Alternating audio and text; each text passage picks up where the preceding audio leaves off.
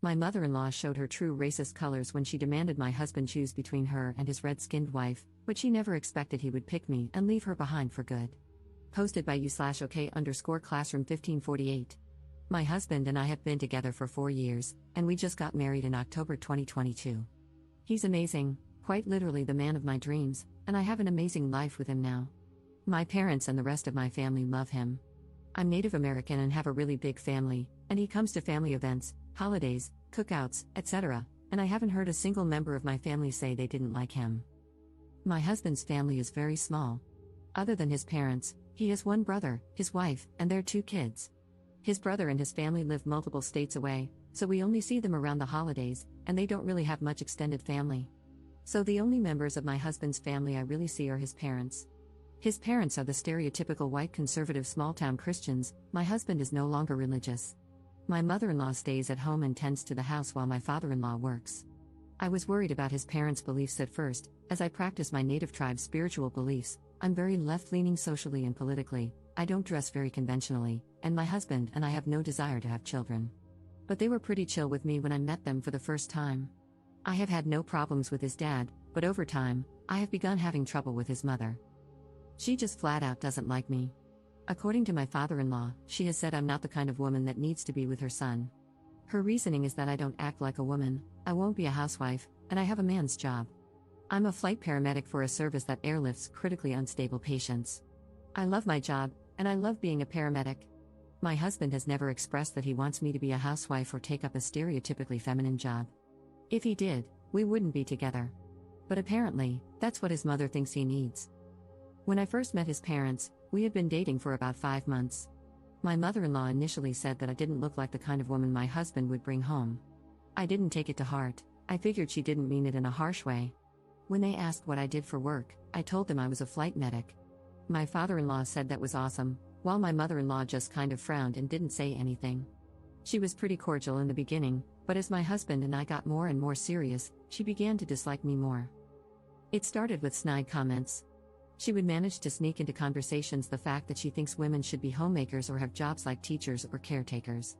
When I started working 48-hour shifts, she asked who was going to take care of the housework. My husband told her he would while I was gone those 2 days. She got upset and said it wasn't fair that I made her son do it all by himself while I left. My husband told her that we split household chores evenly and that it was fine. One day, we were over at their place, and she went off on this rant about how she missed when women acted like women and men acted like men. She started talking about how women needed to start being housewives and mothers again while the men worked and provided. While she never directly said it, I knew she included me in that.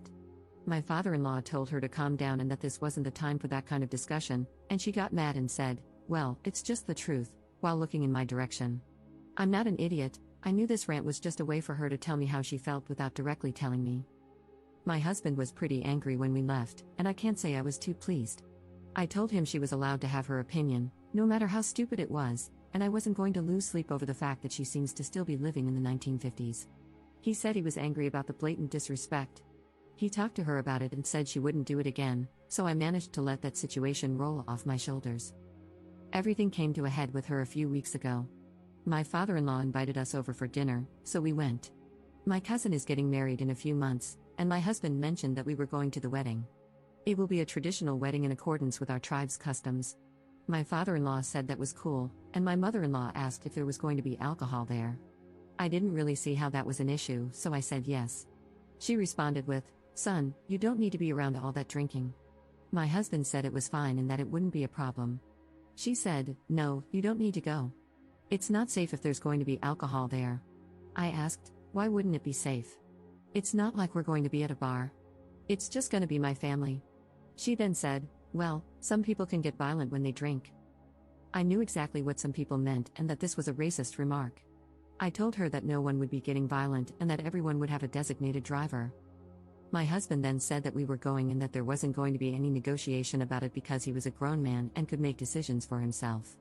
That just made her more upset, and she started going off about how it wasn't a good idea for him to be around a bunch of drunk people. After my father-in-law told her to calm down, my husband asked why it mattered so much to her anyway since it's not like we were forcing her to go with us. She then said, "I just don't think it's a good idea for you to be around a bunch of drunk Indians." I was in shock. I knew this was what she meant, but I didn't think she had the balls to flat out say it. I said, "You can't be serious." She proceeded to tell me, "I'm serious. I know how you people are, and I don't want my son around it." My husband began to lose it and started yelling at her. I honestly didn't have a response to that. I was just dumbfounded, as was my father-in-law. My husband told her he would not stand for her blatant disrespect and hatefulness any longer and was not going to allow her to be racist toward me. She then said, "I can't believe you're seriously choosing this red-skinned beach over your own mother. I gave birth to you." I told her to go F herself and walked out the front door, with my husband following me. She came running out the door after him, begging him not to leave. He then told her, "No, F you. You're dead to me, and I never want to hear from or see you again." He was shaking with anger when he got in the car and told me he was done with her and her BS and that we wouldn't be going back over there. Ever since then, she has been blowing up our phones, saying she's sorry and begging to reconcile. I don't know what to do. My husband is angry and upset that his mother is like this. Does anyone have any advice on how to deal with a situation like this? Update 1 day later. Hello again. This is a follow-up/update to my post about my mother-in-law being racist and calling me a slur. There is a little more to my story that I couldn't fit into the original post. The reason I didn't have much of an adverse reaction to her words is because, sadly, these are things I've heard my whole life. I'm not white passing, and you can take one look at me and tell I'm native. I think what shocked so many people about what my mother-in-law said is that many believe explicit racism like that is a thing of the past when, in reality, it is still very much alive in the minds of some. After the incident took place, my husband and I went home, and my mother-in-law tried to call and text both of us to beg for forgiveness. She told us she was sorry and wanted to make amends. I blocked her, and my husband told her to leave him alone until he and I worked through this. My husband also told his brother about the situation, and he was horrified as well.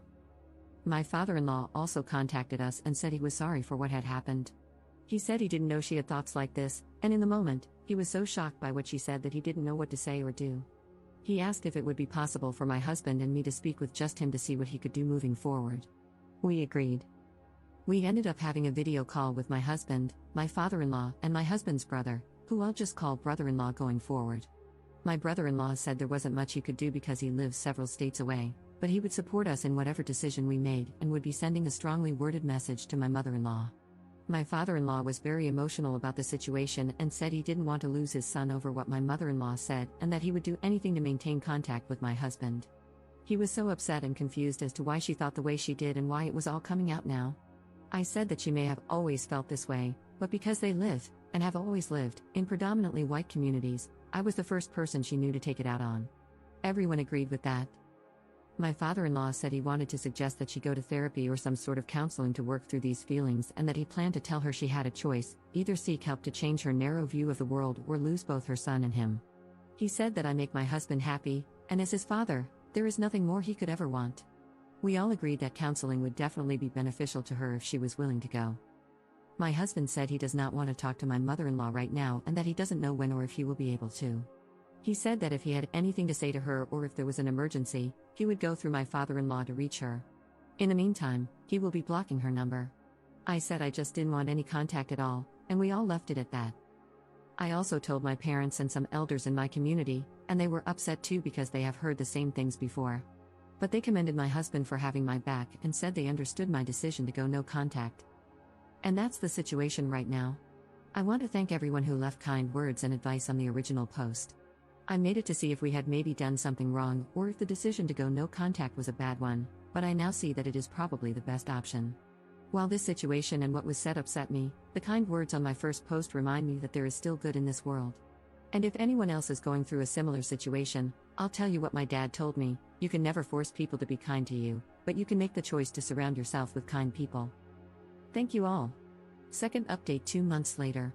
Hi again. It's been a couple of months since I last posted about my situation, in which my mother-in-law called me a red-skinned beach and said my family was a bunch of drunk Indians.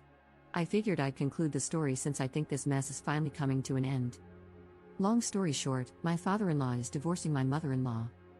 My mother-in-law went to counseling twice a week for about 3 weeks until she eventually decided she had enough of it. I guess she thought that was enough to make my father-in-law and husband happy, but she showed no real remorse for her actions or any change in her racist mindset. My father-in-law told us that they had gotten into an argument about how I was taking their son away from them, to which he said that she had driven my husband away from them, not me. My mother-in-law was very angry that my father-in-law continued to take our side in the situation instead of hers.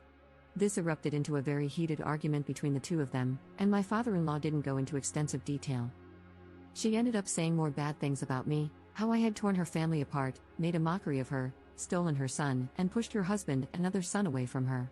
In reality, if she had just kept her mouth shut, this all could have been avoided. My husband is pissed, naturally. I can't say I feel much emotion about it, though.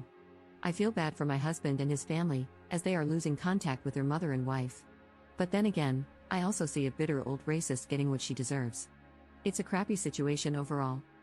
My father-in-law said my mother-in-law was so angry she left the house and is staying with a friend for the time being while lawyers sort things out. He is still very upset, which I understand. He told me he felt terrible about the whole thing, but he didn't want to remain married to an evil woman, someone who would drive his children away. He told me that he understands he is not a perfect man, has made mistakes, and hasn't always been the most accepting or open-minded, but he wants to become a better person and try to understand people of other cultures and identities. I greatly respect that. So, in an attempt to lift his spirits, I offered to take him to a powwow a couple of weeks ago, and he accepted.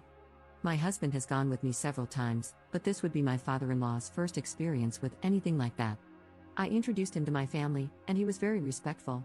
He had a blast. We danced, sang, listened to the music, and ate until our stomachs were about to pop. He thanked my family and me for letting him be a part of this and said he hadn't had this much fun since he was a young man. My family and I thanked him for being a good person and sticking by my husband and me through such a messy situation. My father tried to console him by saying that sometimes the best way to grow is to cut ties with toxic people who will hold you back. Honestly, I think this is the best this could have gone, and I'm so happy my husband didn't have to cut ties with both his parents because he's always been so close to his father. I can see that my father-in-law is trying to be a good person and become a more accepting and supportive guy. I'm very happy about that. I'd like to again say thank you to those of you who left such positive comments on my previous posts. It really means a lot to me and makes me happy to know that there are people with good hearts out there. And to any natives who have dealt with or are dealing with racist comments, discrimination, or being called racial slurs, never stop existing, because our existence is the biggest form of rebellion. We're still here, and we're not going anywhere. Thank you, all of you kind internet strangers. Peace and love always.